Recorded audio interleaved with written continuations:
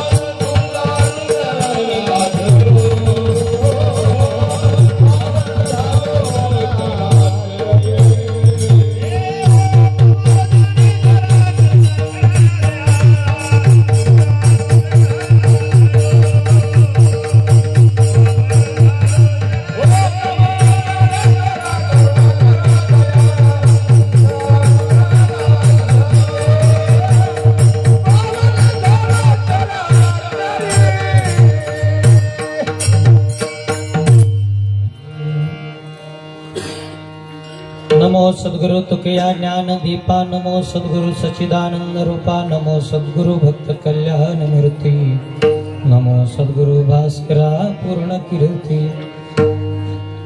नीलांबुज श्यामल कोमलांगम सीता समारोपित वाम भागम पानो महासायक चारु चापम नमामि रामं रघुवंशनाथम नमामि रामं रघुवंशनाथम ऐसा कर घर आवे राम और धंधा सब छोड़ ही का इतने गोते काहे खाता जब तू अपना भूल न होता अंतर जानी जानत साचा मन में एक ऊपर वाचा तुका प्रभु देश विदेश भरिया खाली नहीं लेश इतने गोते काहे खाता जब तू अपना भूल न होता। प्रस्तुत कीर्तन रूपी सेवेकरता निवडलेला अभंग महाराष्ट्राचं वाक वैभव जगद्गुरु जगद्वंदनीय श्रीमंत श्री तुकोबरायांच्या गाथ्यातील हिंदुस्थानी अभंग या प्रकरणामधला हा एक हिंदी भाषेमधील अभंग आहे आणि या अभंगाच्या माध्यमातून ग्रामदैवत दक्षिणमुखी हनुमंतरायाची सेवा करण्याचा सुयोग विठ्ठला।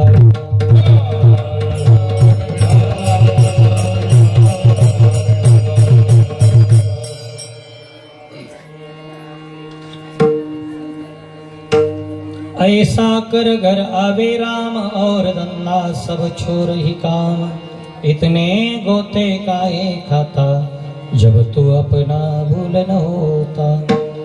अभंगाच्या माध्यमातून जगद्गुरु संत तुकोबराय जन्माला आल्या तुम्हा आम्हा सर्व मानवांना एक उपदेश करतात। या उपदेशाचा माध्यम तुकोबरायांनी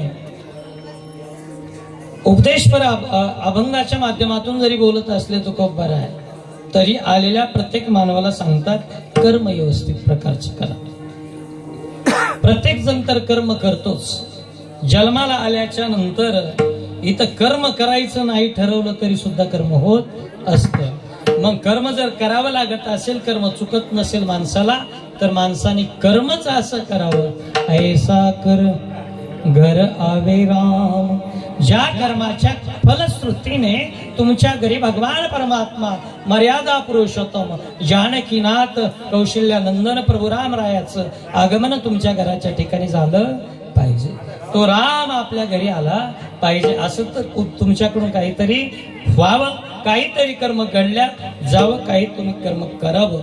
म्हणून प्रत्येकाला उपदेश आहे, करता येत ना, ऐसा कर घर आवे राम और धंदा सब छोर ही काम।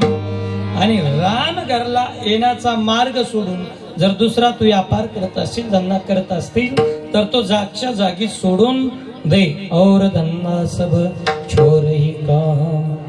आणि मानवा, हे तू कर्म चुकलास, कर्म जर चुकला नसती, खऱ्या अर्थानं तू तुझ्या स्वरूपाला ओळखलेलं नाहीस, आणि ओळखलं जर असतस ना, तर जन्मरूपी रहाट गाडग्यात तुला पडावं लागलं नसतं।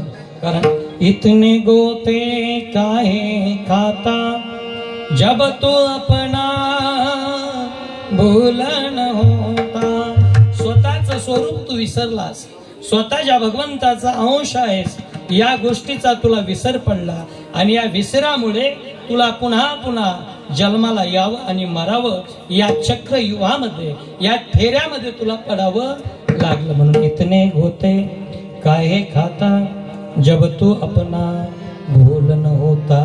बरं, मानवांना तुकोबर आहे, जाग करत असताना म्हणतात की तुम्ही म्हणत असाल आम्ही केलेलं काम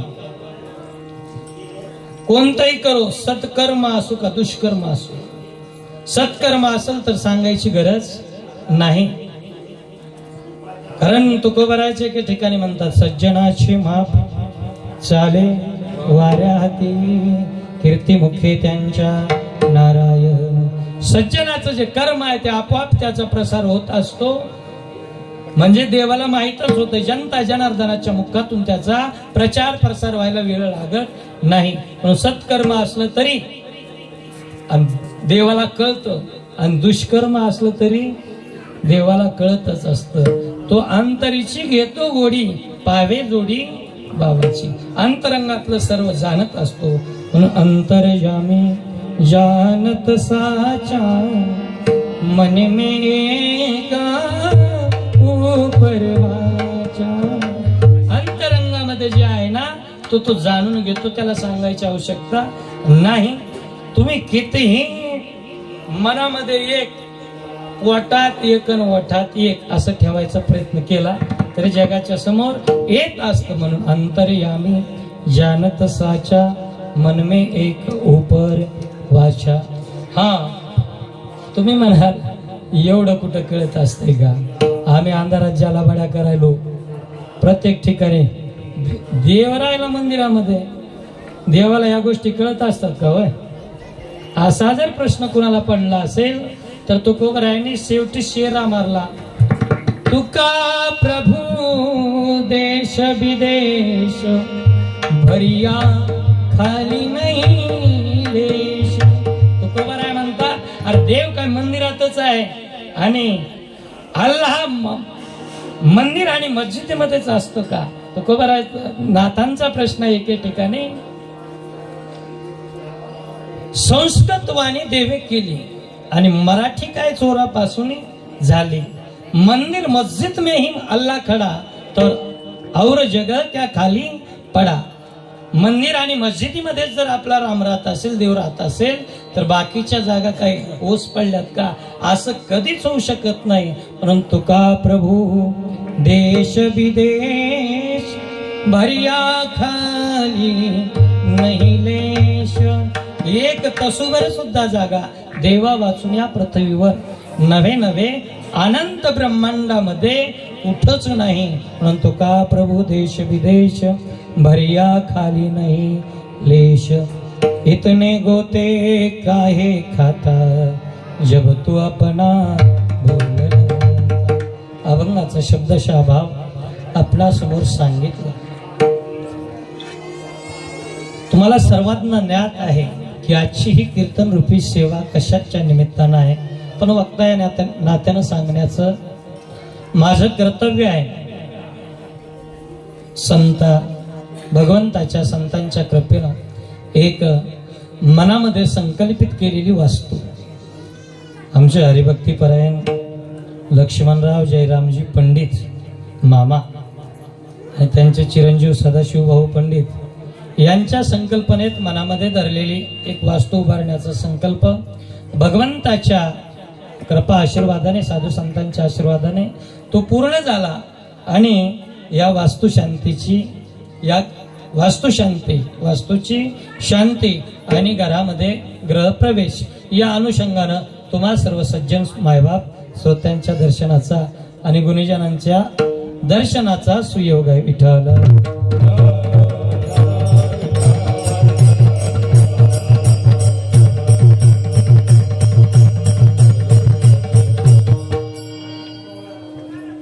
भगवान पांडुरंग परमात्मा, भगवान या भगवंताच्या असीम कृपेनं ही अशीच असीम कृपा या वास्तूवर राहावी, वास्तूमध्ये राहणाऱ्या या सर्व भक्त मंडळीवर राहावी अशी भगवंताकडे मनोमन प्रार्थना.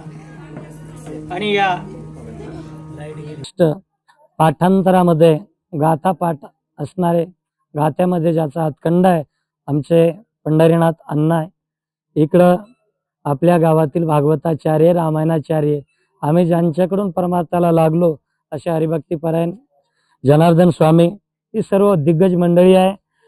तसेच आमचे काळे मामा आहेत, हे सांगून घेऊन आलेली भजनी मंडळ आहे. सर्वांच्या चरणी नतमस्तक होतो आणि या अभंगावर विवेचन करण्याचा प्रयत्न. विठ्ठल विठ्ठल विठ्ठल.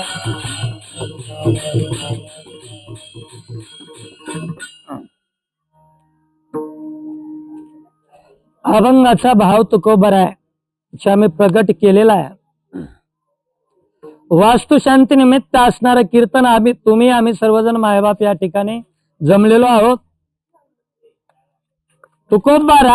तुकोबरायांचं स्पष्ट म्हणणं आहे की जीवनामध्ये आल्याच्या नंतर कर्म आपल्याला करावं लागतं. कर्म कुणालाही चुकत नाही, भगवंताला सुद्धा चुकलं नाही. मग असं जर कर्म असेल तर ते कर्म, ते सत्कर्म आपल्याकडून घडावं अशी तुकोबरायांना अपेक्षा आहे. कारण कर्म करत असताना माणूस जे कर्म करतोय ते कर्म कशा प्रकारचं आहे, ज्ञानोबा स्पष्ट 18व्या अध्यायात वर्णन करतात की माणूस कर्म करतोय. उदाहरण दिली एका ओळीमध्ये ज्ञानोबारायांनी. दधी जळाची आग उसळना, व्यापार सारखीची चक्षणा, वळवे ती गाणा गाणी एक. दधी जळाची आग उसळना, दह्याचंही घुसळण केलं आणि पाण्याचंही घुसळण केलं, व्यापारांना सारखाच आहे. पण या व्यापारामध्ये एक दह्याचं घुसळण केल्याच्या नंतर त्याच्यातून निघतंय काय, म्हणतो नि नवनीता तैसे गेला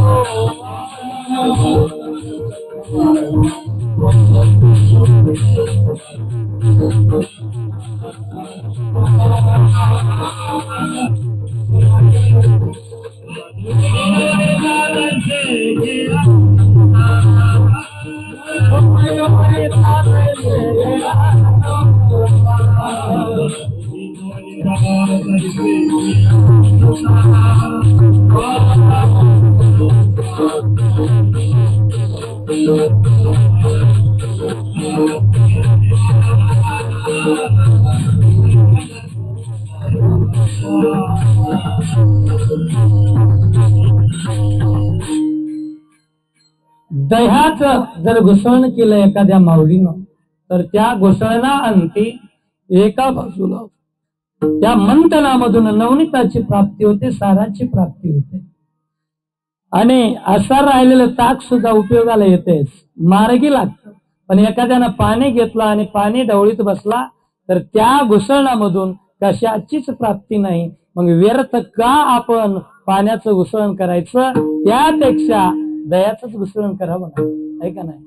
अगा उजवाटा चालवे तरी पायाची शिनवावे, ना आडराणी धावावे तरी तेची.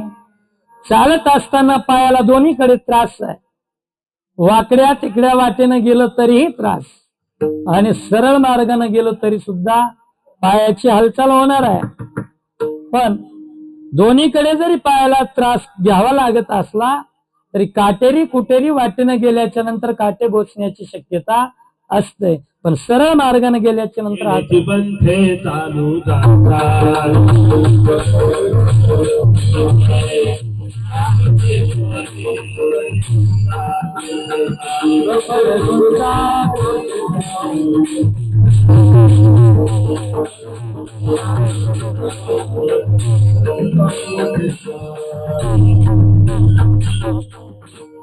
येण्याची पंथे चालू जाता, नपडे गुंता होते काही कोणत्या, मार्ग धावून गेले आधी, दयानिधी संतते. याच मार्गाने जर गेला आपण तर कसलाच गुंता पडत नाही. म्हणून वाईट मार्गाने जाण्यापेक्षा सरळ मार्गाने जाणं चांगलं. तसं काहीही करण्यापेक्षा असं काहीतरी माणसानं करावं की त्या कर्मानं माणसाला देवच त्या ठिकाणी आपल्या घराला आला पाहिजे. जीवनात घर तर प्रत्येक जणच बांधतो, कारण जीवनातली महत्वाची गरज आहे अन्न वस्त्र निवारा. या महत्वाच्या गरजेपैकी एक असणारी गरज निवाऱ्याची आहे, आणि या निवाऱ्यासाठी घर आपल्याला प्रत्येकाला बांधावंच लागणार आहे. पण हे प्रपंचामध्ये जरी आपण घर बांधत असलो तर आध्यात्मिक दृष्टी संतांच्या दृष्टीनं एक वेगळ्या प्रकारचं घर आहे. आणि ते घर कोणतं की साधकांनी एक तर देवाच्या घरी पोहोचावं, नाही तर दुसरा मार्ग देवाने आपल्या घरी आलं पाहिजे. देवाच्या घरी जायचं असेल तर ज्ञानोबा सांगतात उगाच आळस करून जमणार नाही. जडजडोनी वहिला ये भक्तीची वाटेला निज धाम माझे.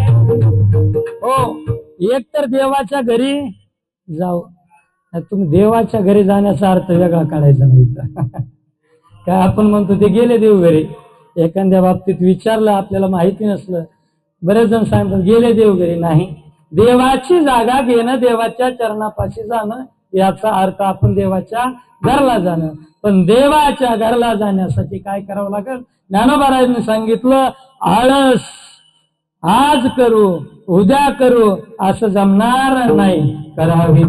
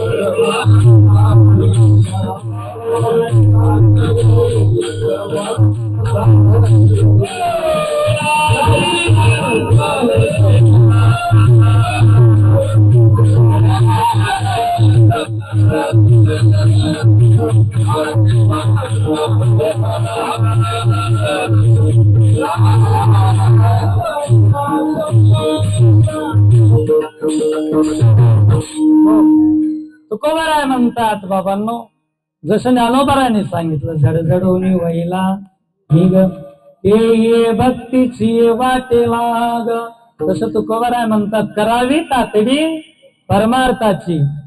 संत कबीरांना विचारा तुमचं मत काय.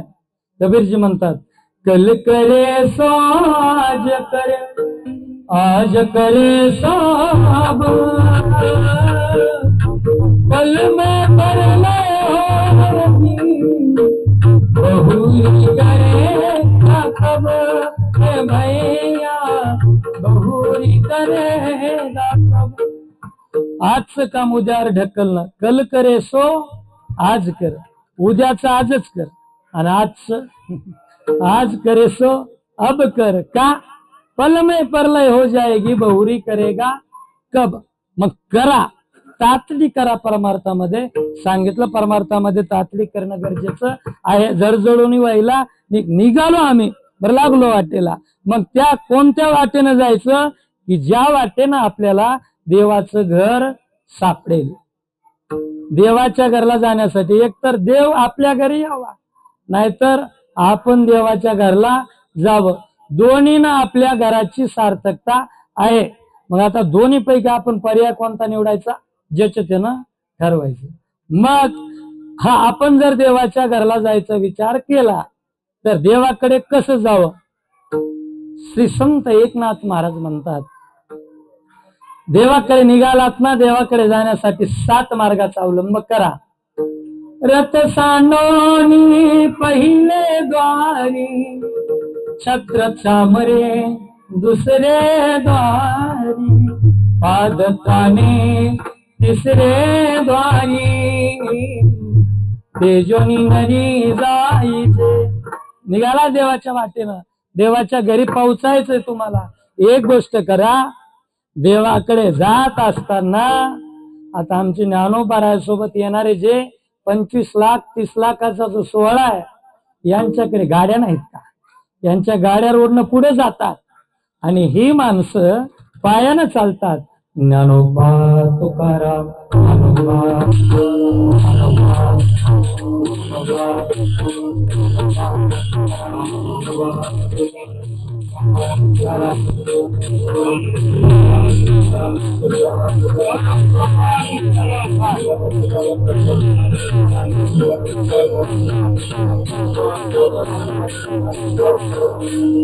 ही जी मंडळी लागते वाटेला, ज्यांच्या या मंडळीच्या 30-35 लाखाच्या गाड्या, फॉर्च्युनर गाडीनं नेहमी चालणारी माणसं, ती माणसं पदयात्रेमध्ये सामील होतात आणि ज्ञानोबा माऊलीच्या जयघोषात ही मंडळी चालायला लागते. याचाच अर्थ रथ सांडोनी पहिले द्वारी, छत्र चामरे दुसरे द्वारी.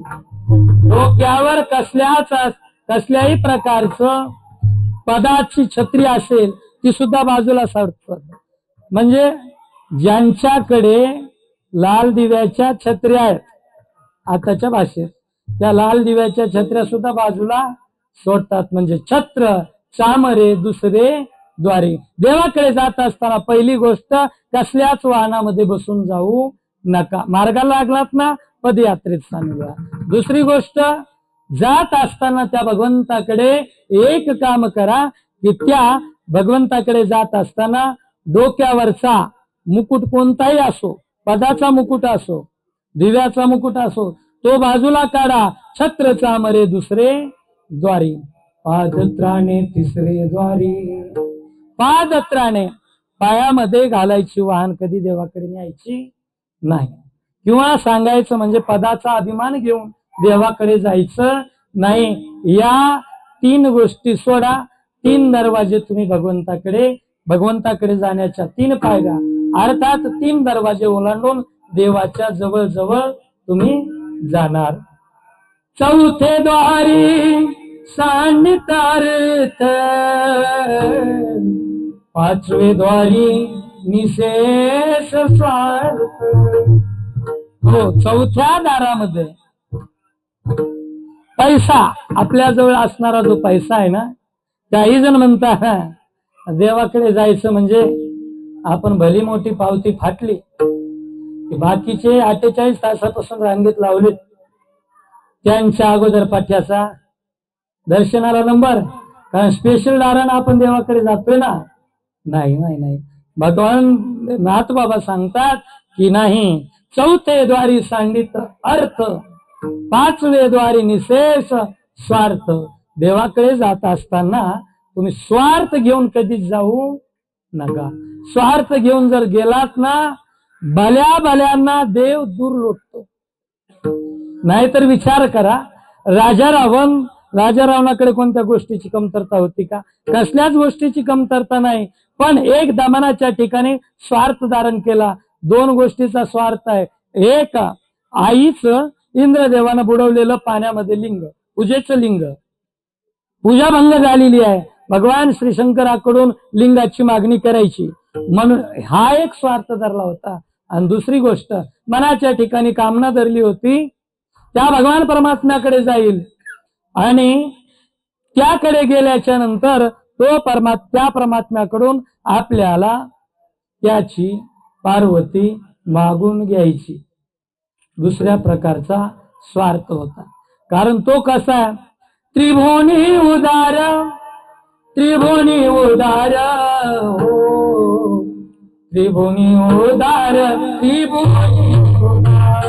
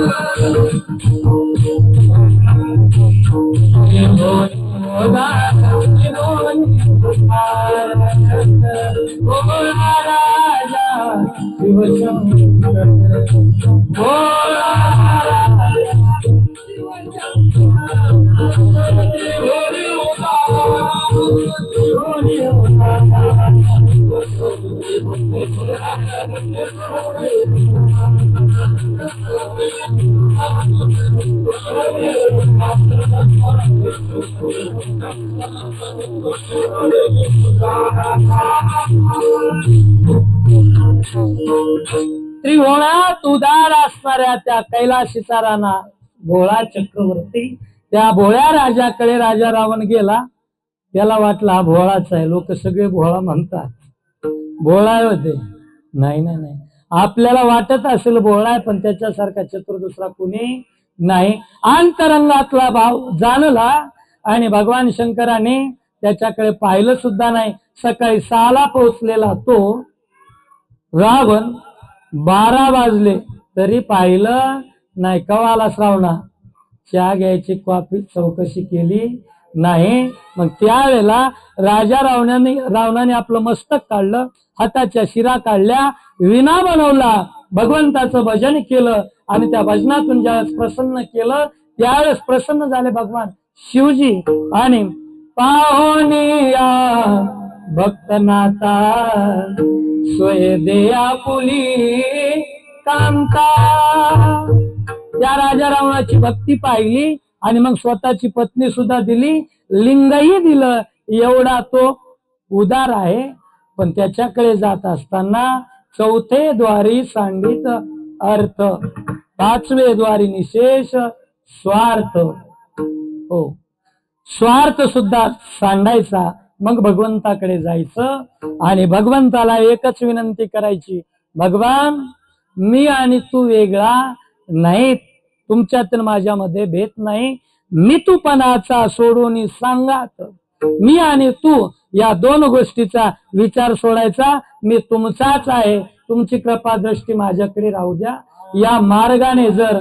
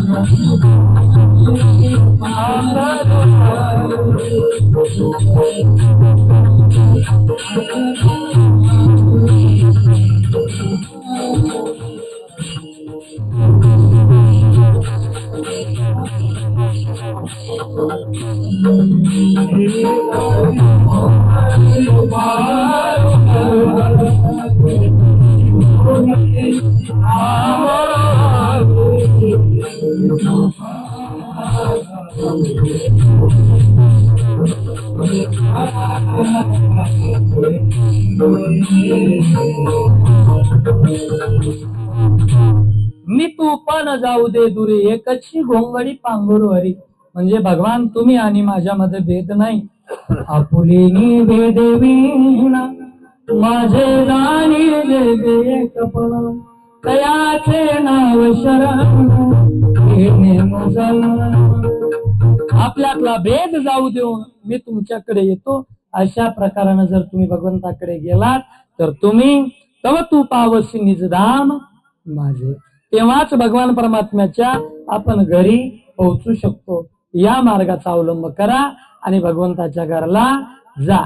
नाही तर असं काहीतरी करा की त्या मार्गाने तुमच्या घराला देव आला पाहिजे. मग काय केलं पाहिजे की ज्या मार्गाने सुखी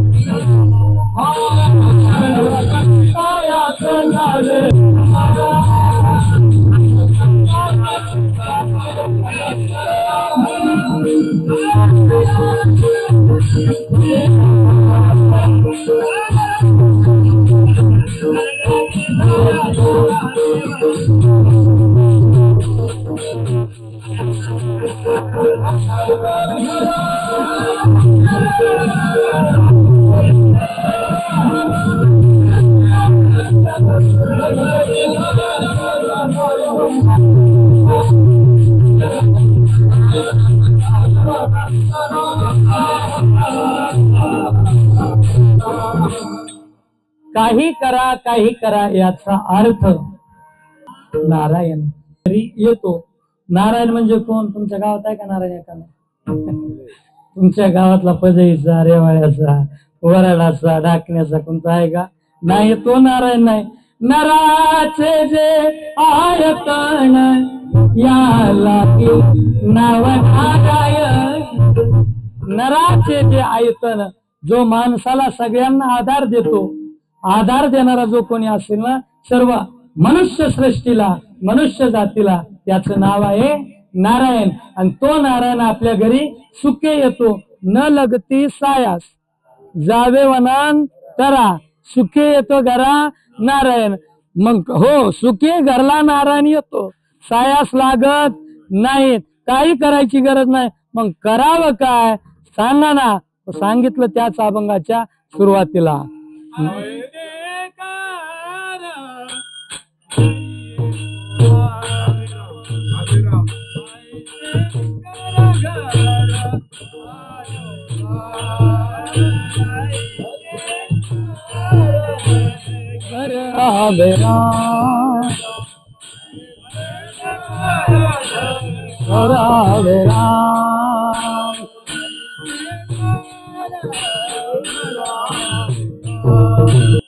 हो, असं काहीतरी करा. न लगती सायास जावे मनंतरा, सुखे येतो घरा.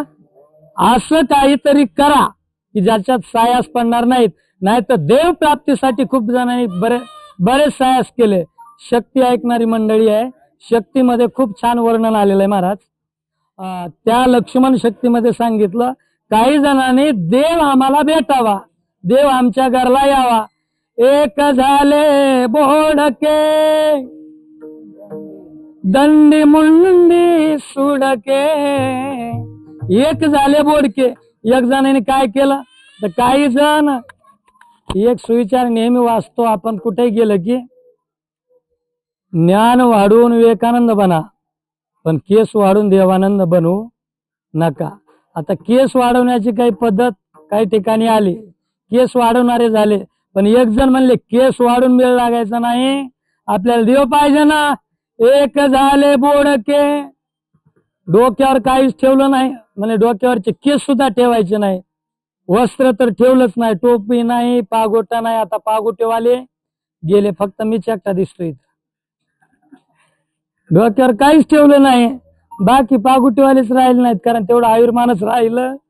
आणि पटका बांधणं लय अवघड काम, पटका बांधणं खरंच अवघड काम आहे. मग ते डोक्यावर काही ठेवलं नाही. एक झाले बोडके दंडी मुंडी सुडके. काही जणांनी हातामध्ये दंड घेतला, काठी घेतल्यावर देव भेटते. काठीनं कुठं देव भेट असते.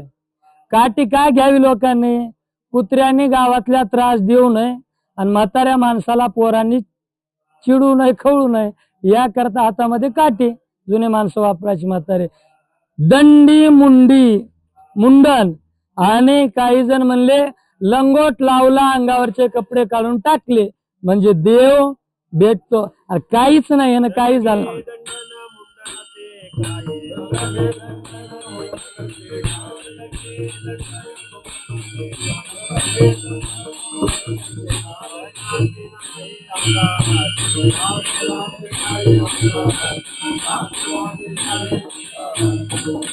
हो, देव प्राप्तीसाठी, देव आपल्या घरला येण्यासाठी न लगे दंडन मुंडन ते काही.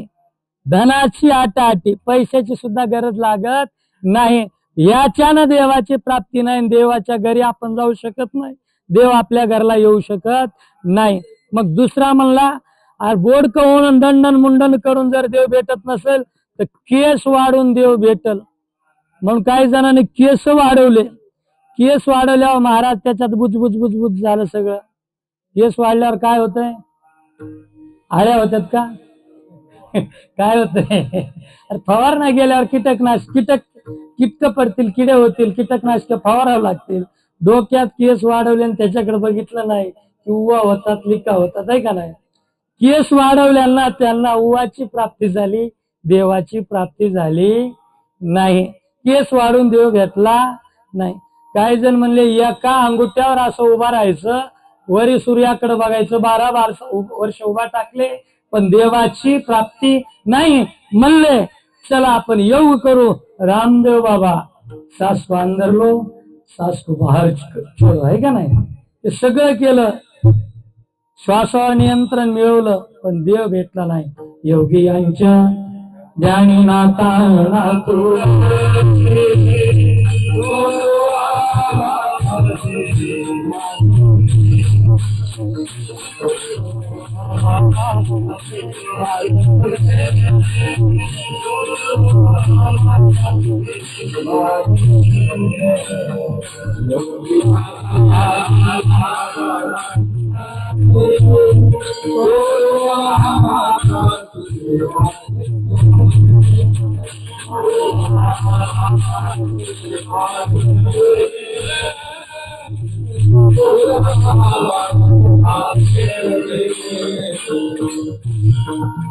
हो, काही म्हणले देव प्राप्त करून घ्यायची आणि त्या मार्गाने जायचंय. संतांनी पुरावा दिला. योगी यांचे ध्याने जाताना तुळशी तो आम्हापाशी मागे पुढे. योगाची वाटा जे निघाले गा सुबता तया दुःखाचा भागा आला. त्यांच्या वाट्याला काय आलं, दुःखाशिवाय दुसरी कशाची प्राप्ती नाही. म्हणून तोही त्याही मार्गाने देव आपल्याला भेटणार नाही. मग न लगती सायास जावे व नंतर मार्ग कोणता, नाम संकीर्तन साधन पैसो जळतील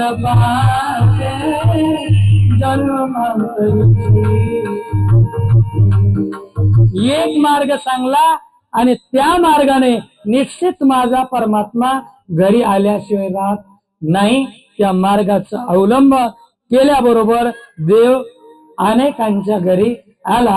तो कुणाच्या घरी आला? चिंतन करू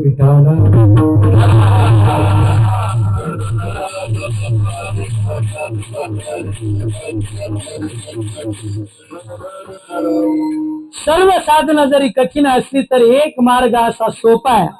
त्या मार्गाचा अवलंब केल्याच्या नंतर जगाचा मालक जगदाने तो परमात्मा दीनदया घन आपल्या घरी आल्याशिवाय राहत नाही. तो म्हणजे नाम संकीर्तन. साधन पै सोपे जळतील पापे जन्मांतरीचे. जन्म जन्मांतरीची पातक जळतात आणि सुखानं देव घरला येतो. एक नंबरचं उदाहरण तुमच्या समोर ठेवतो. सेवाभाव, गुरुभक्ती आणि नामाचं चिंतन याच्या माध्यमामधून देव घरला आला. ती म्हणजे एक बिल्लाची पोर, तिचं नाव शबरी. त्या शबरीच्या घरला भगवान परमात्मा आला. एक शबर नावाचा राजा जंगलामध्ये, जंगलाचा अधिपत्य त्याच्याकडे, आणि त्या जंगलाच्या राज्यातील शबराज त्या शबरीचा विवाह ठरवला. आणि विवाह ठरवल्याच्या नंतर उपवर झालेली मुलगी घरामध्ये बापाला चिंता असते एकाच गोष्टीची, चांगलं घर मिळावं आणि नवरदेव निर्व्यसनी मिळावा. याच्या शोधामध्ये ती चिंता मिटली. लग्न ठरलं. नवरदेव निर्व्यसनी मिळाला पाहिजे ही इच्छा, पण जेवण बोकडाचं हे कसं जमत? नाही ना जमणार. त्या शबरीच्या लग्नाची पार्टी मेजवानी देण्यासाठी तिच्या दारामध्ये शबर राजाने मेंढ्या, शेळ्या, बोकडं यांची दावण लावली. आणि शबरीने सहज विचारलं, पिताश्री, या घराच्या बाहेर आपल्या आजपर्यंत एकही शेळी नव्हती, आज हे कशासाठी आणलेले आहेत? त्यावेळेस बापाने सांगितलं, बाळ, तुझ्या लग्नाची जे तयारी चालू आहे आणि या पंक्तीचा कार्यक्रम आहे. इथं नाहीत पंक्ती तशा जास्त, त्या सगळे वारकरी गाव आहे गुरुजी, खूप मोठे वारकरी आहेत. घराघरात माळकरी वारकरी आहेत. प्रमाण खूप कमी आहे. नदी जवळून वाहते तरी तिकडे कोणी जात पोहायला जातात, पण बाकी गोष्टीसाठी नाही. मग त्या ठिकाणी लावलेल्या दावणी पाहिल्या आणि तुझ्या लग्नाची मेजवानी द्यायची. संतांचं हृदय माझ्या मातेचं. दया करणे जे पुत्राशी तेची दासा आणि दासी, तोची साधू ओळखा देवते ते धन्य ते संसारी दयावंत जे अंतरी. अशी असणारी शबरी रातच्याच जंगलामध्ये पळून गेली. लग्नही नको आणि दुसऱ्याचा जीव घेणं सुद्धा नको. जंगलामध्ये गेलेली ती शबरी माता आणि त्या पंपा सरोवराच्या काठावर तिथे एक ऋषी राहत होते, मातंग ऋषी. मातंग ऋषीच्या आश्रमाच्या निकट जंगलामध्ये लपून बसायची, सेवा करायची. पण तिथं पाण्याची सुविधा नव्हती गुरुजी अगोदर. तिथं काय, एक साल दुष्काळ पडला आणि दुष्काळ पडल्याच्या नंतर आता गुरुची सेवा तर करायची आहे. आणि गुरुची सेवा करण्यासाठी जे शिष्यमंडळ होतं मातंग ऋषीचं, या शिष्यमंडळाने जंगलात दूर दूरवर जायचं, फळं शोधायची. कोसो दूर फिरल्याच्या नंतर एखादं कुठंतरी फळ सापडायचं, ते फळ मूळ जमा करायचं आणि गुरुच्या सेवेसाठी आणायचं, गुरुच्या चरणी अर्पण करायचं. गुरुचं भरल्याच्या नंतर गुरुनी शिष्यांना सुद्धा प्रसाद द्यायचा. पण तोपर्यंत स्वतः श्रम करून त्या विद्यार्थ्यांनी जमा केलेली फळमुळं याचा श्रम झाला आणि त्या श्रमाची श्रमबिंदू त्या विद्यार्थ्यांच्या शिष्यांच्या अंगातून टपकले, ते भूमीवर पडले आणि त्याचा तलाव तयार झाला. त्याचं नाव पंपा सरोवर. त्या पंपा सरोवरात काही जणांच्या अश्रूतून पाण्याचे थेंब पडले, त्यामधून ते पंपा सरोवर तयार झालं. ऐका पुढे चला. काही जणांच्या अश्रूमधून त्या अश्रू टपकले, सुंदर पुष्प त्या ठिकाणी निर्माण झाले, काही फळझाडं निर्माण झाली. दुष्काळ संपला आणि या शिष्यांची जशी सेवा तशी शबरीची सुद्धा सेवा. आणि शबरीच्या सेवेनं सेवा केली. रोज त्या ठिकाणी रस्ता झाडायचा, झोपडीपासून पंपा सरोवरापर्यंतचा गुरूंचा. शबरीची ती सेवा एक दिवस अन्न भिन्न प्रकारची, काही जण देणगी देतात पण पावतीचा उच्चार करू नका म्हणतात, तशी सेवा होती. सेवा तर रोजच करायची, पण सेवा केलेली कुणाला सांगायची नाही, लपून बसायची. अशी कैक वर्ष सेवा झाली. एक दिवस ती सेवा शबरीच्या गुरुजींच्या निदर्शनास आली. गुरुजीने शबरीला बोलावून घेतलं, सांगितलं, अगं शबरी, तुझी सेवा केलेली आहे ना, त्या सेवेचं फळ एक दिवस परमात्मा तुझ्या घरी आल्याशिवाय राहणार नाही.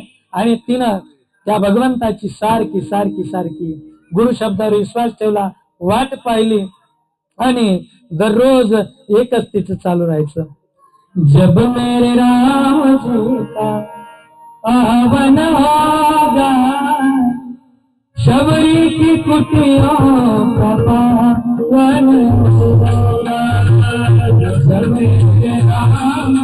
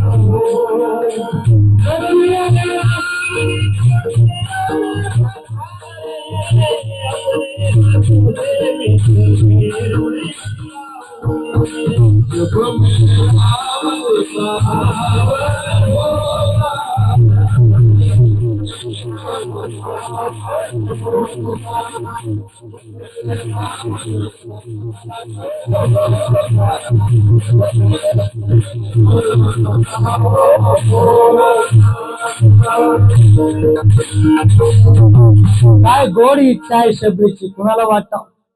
प्रत्येकाच्या मनातली इच्छा असते, देव आपल्या घराला आला पाहिजे. सुखानं तो परमात्मा येत नाही, त्याच्यासाठी कष्ट करावे लागतात. जरी तुकोबराय म्हणले असते सायास करावे लागत नाहीत, तरी सायासच करावे लागतात.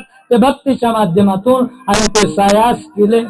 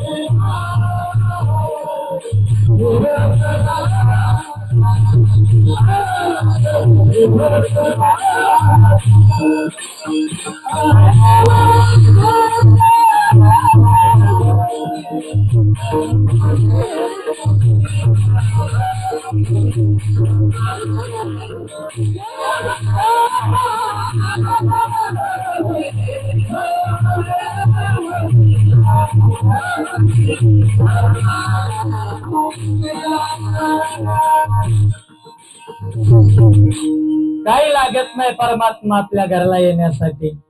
बडे बडे मंदिर कोण काम के, बाबा नरे नहीं पावे उठ बजू, चलो भी तुझा घर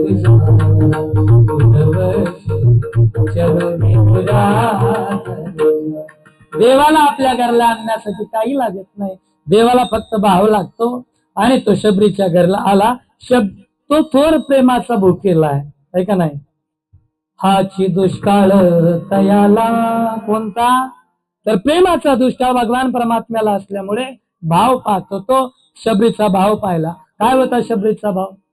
आएंगे रघुराई तो आसन पे बिठाऊंगे, मीठे मीठे बेर अपने हाथों से खिलाऊंगे। माझा राम घन सावळा, आधीच तो घन सावळा, कोणी तिळकरी केला पिवळा, शोभा शोभली कपाळा, सुरास गळा जगत वंदे घनश्याम महाराज, लावण्य रूपी महावीर गंभीर पूर्ण प्रतापी, करी संकटी सेवता आसमा, प्रभाते मनी राम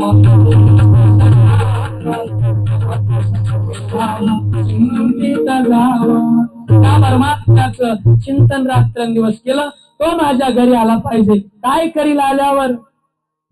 आल्यावर मी बरंच काय करणार आहे। बगियों में जाकर मैं तो कलिया तोड़ला, माला बनाऊंगी गले में पहनाऊंगी, पूजा की थाली चंदन होगा, शबरी की बुद्धियों का पावन। या आशेमध्ये जमलेली जगत असलेली ती शबरी आणि हा घन साबळा, तो लावण्याचा पुतळा त्या शबरीच्या कुटीमध्ये आला। ते घर किती मजली आहे हे भगवंतानं पाहिलं नाही, म्हणून एकच सांगणं तुकोबरायचं, ऐसा कर घर आवे राम और धंधा सब छोड़ ही काम, इतने गोते काहे खाता जब तू अपना भूलन होता। बऱ्याच जणांच्या घरला आला, प्रसिद्ध तुम्हाला फक्त प्रमाण देऊन चालतो, कारण आता स्वयंपाक झालाय, लांबवून चांगलं नसते हे का नाही? काय तुमच्या चेहऱ्यावरचा आनंद, फिरवा कॅमेरा तिकडे जा, कारण प्रत्येकाला वाटतं बुवा कधी सोडतोय, सोडणारच आहे, जास्त काय ओव्हर टाइम आहे काही, काहीच नाही तसं, पहिलाच बिन पाकिटी आणि पुन्हा ओव्हर टाइमचा विषयच नाही। मग असं असताना आपण तरी कशाला लांब व्हायचं हे महाराज? चला 15 मिनिट आहेत, 15 मिनिटात आपल्याला आवरून घ्यायचंय। आला देव, कुणाकडे आला?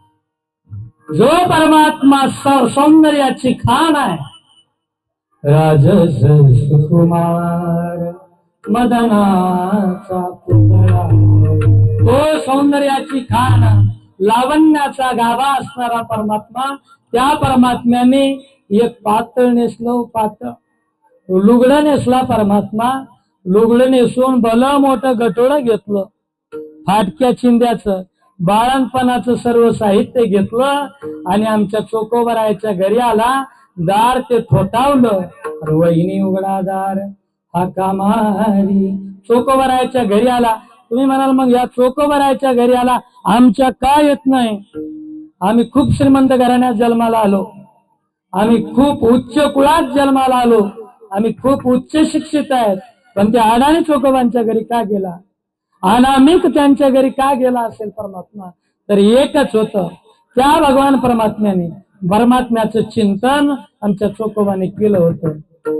शिकवण दे सत्य धर्माची परंपरा कैक वर्षाची, कौरवशाली महाराष्ट्राची मंगळ वेणे भूमी संस्कार, मंगळ वेणे भूमी संस्कार, चोखा मेळा याच गावाचा दयाला ध्यास होता भक्ताचा एका ढासळत्या बुरुजाखाली आईनं देव तुझ्यावरी ढासळत्या बुरुजाखाली चोखोबाराय गेले पण गेल्याच्या नंतर अनेक लोक गेलेले त्यामध्ये माझ्या चोखोबाचं पेट कोणतं हे कळना त्यावेळेला नामदेवरायने देवानं युक्ती सांगितली अरे ज्या हाडामधून भजन येतंय विठ्ठल विठ्ठल असं नित्य ध्वनी येतोय ना की चोखोबाची हाड आहेत ज्यांची हाड भजन करीत असतील नाम संकीर्तन करत असतील त्यांच्याच घरी वहिनी उघडागार हाका मारी म्हणून ऐसा कर घर अभिराम और दंगा सब छोर हे काम. चला पुढचं उदाहरण सांगतो ज्यांच्या घरी आला कोणाच्या घरी आला आमच्या तुकोबरायांच्या पाहुणे घराशी आज आले आत्मशिके शिकाय करू उपचार काय करू उपचार काय करू उपचार. माझ्या तुकोबराच्या घरी आला तुकोबरायला प्रश्न पडला काय या देवाला करून घालावं की या देव संतुष्ट होईल.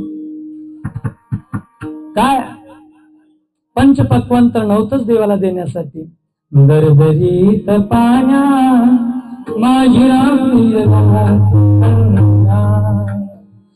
हांडा भरून त्या ठिकाणी पाणी घेतलं त्याच्यात 4 दाणे टाकले आणि कन्या त्या देवासाठी केल्या पण त्याही कन्या भगवंतांनी गोड मानून घेतल्या. पण तुकोबरायांचं भजन हे निष्ठेचं होतं.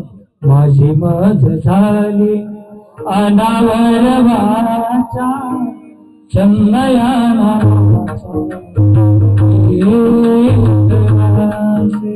आणि त्यामुळे तो परमात्मा सुखे येतो घरा नारायण म्हणून आपल्याही घराचा नंबर चुकू नये यासाठी घर कितीही बांधा 1 मजली बांधा 2 मजली बांधा किंवा 5 मजली बांधा पण आपल्या घराला देव आला पाहिजे. ऐसा कर घर आवे राम और दंगा सब छोड़ ही काम इतने गोते काहे खाता जब तू अपना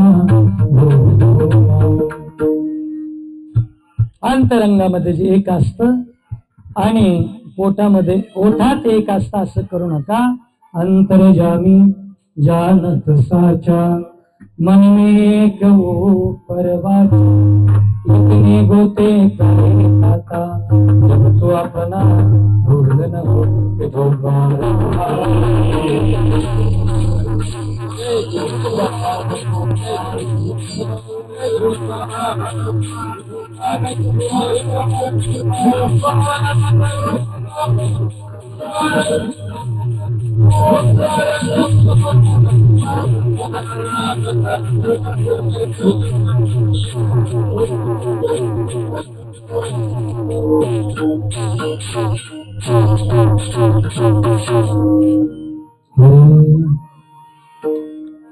भगवान परमात्मा हा अंतरंगात जाणून घेतो. अंतरंगात माणसाच्या खरं तर काहीच लपून राहत. अंतरीचे गावे स्वभावे बाहेरी हा अंतरीची घेतो गोडी देव घेतो पण आपलेही लपून ठेवण्याचा प्रयत्न केला ना लपत नसते. कधी ना कधी ते ओठात येतच असते. अंतरीचे दावे स्वभावे बाहेरी पुढी आवरीताही परी आवरेना आवरून धरण्याचा प्रयत्न केला तरी आवरत नाही. म्हणून अंतरजामी जानत साचा अंतरंगातलं सगळ्याच्या तो जाणत असतो. मन में एक उपरवाच्या देवासोबत लबाडी चालत नाही. म्हणून देवाला कधी त्या ठिकाणी विसरू नका. देवाची भूल होऊ देऊ नका. आपल्याला जन्म मृत्यूच्या गर्तेत पडायचं कारण राहणार नाही. यथामते यथावकाश अभंगाचा भाव करण्याचा माझ्या बुद्धीनुसार प्रयत्न केला. अभंग तसा गायला अपरिचयातला पण चिंतनासाठी सोपा. म्हणून माझी आपुली आपण करा सोडून मी आपली सोडून केली. भजनाला जरा जड गेलं पण कुणी आपलंच पाहते ना. आपल्या ताटात जास्त बुंदी आली पाहिजे तसं आपल्याला सोपं जावं तसा प्रयत्न करण्याचा प्रयत्न केला. अंतरजामी जानत साचा मन में एक ऊपर वाचा। ही सेवा भगवान परमात्मा श्री लाडके लढिवाळ भक्त आमचे हनुमंतराय, हनुमंतरायाच्या चरणी समर्पित। आणि तुम्ही म्हणाल कीर्तन थोडं केलं काय आणि जास्त केलं काय? आता कीर्तनाचा कस सुद्धा ह्याच गावाने मला शिकविला। कीर्तनातला कीर्तन म्हणजे काय असतं, ज्याची सुरुवातच आमच्या हनुमंतरायाच्या दरबारात झाली असते। मग तुम्हाला कीर्तन मी काय सांगावं, आहे का नाही? आणि तुम्ही फक्त काय बालक, मी तुमच्याप्रमाणे तुमच्या समोर बाळमतीनं बोलण्याचा प्रयत्न केलेला आहे आणि ती सेवा तुम्ही गोड मानून घेतली। सर्व ज्येष्ठ श्रेष्ठ परमार्थिक मंडळीच्या चरणी या ठिकाणी सेवा समर्पित करतो। तुकोबराय म्हणतात की भगवान परमात्मा सगळीकडेच आहे। बाबा शेवट म्हणायचं आपल्याला, थोडासा परिहार देतो। काही सूचना आहे, सर्वांना एक आमंत्रण द्यायचं आहे आम्हाला, कारण 3 जानेवारी 2026 या दिवशी माझ्या प्रभू रामचंद्रांची रामायणाची गोड कथा आहे। या कथेचं काय वर्णन करावं महाराज, ग्रंथ, कारण मी 2006 ज्यावेळेस आलो, 2000 तुमच्यासाठी पक्का आठवणी